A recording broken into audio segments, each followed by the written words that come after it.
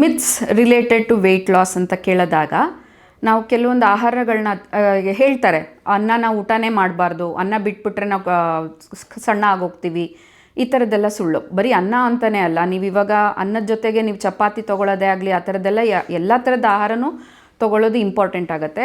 ಅನ್ನ ಅಷ್ಟೇ ಕಡಿಮೆ ಮಾಡಿದ್ರೆ ಅಲ್ಲ, ಎಲ್ಲ ಥರದ ಆಹಾರದ ಕ್ವಾಂಟಿಟಿನ ಕಡಿಮೆ ಮಾಡ್ಕೊಳ್ಬೇಕು. ಅಕ್ಕಿ ಊಟ ಮಾಡಿದ್ರೆ ಆಗಲಿ ಅಥವಾ ಅದು ಚಪಾತಿ ಊಟ ಮಾಡಿದ್ರೆ ಆಗಲಿ ಅದು ವೆಯ್ಟ್ ಲಾಸ್ಗೆ ಏನು ಕಡಿಮೆ ಆಗೋದು, ಊಟ ಮಾಡದೇ ಇರೋದಕ್ಕೆ ಕಡಿಮೆ ಆಗುತ್ತೆ ಅಂತ ಹೇಳೋದಕ್ಕಾಗಲ್ಲ. ತೊಗೊಳ್ಳೋಂಥ ಪ್ರಮಾಣದ ಮೇಲೆ ಅದು ಪರಿಣಾಮ ಬೀಳುತ್ತೆ.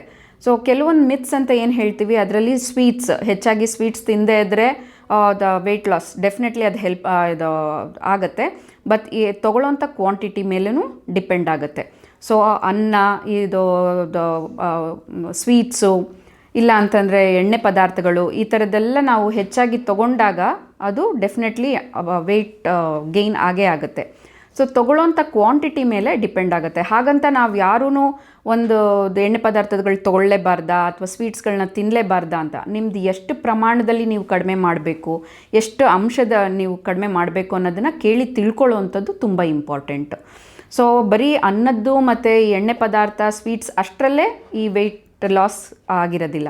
ಅದ್ರ ಜೊತೆಗೆ ಆ್ಯಕ್ಟಿವಿಟಿ ಮೇಲೂ ಡಿಪೆಂಡ್ ಆಗಿರುತ್ತೆ.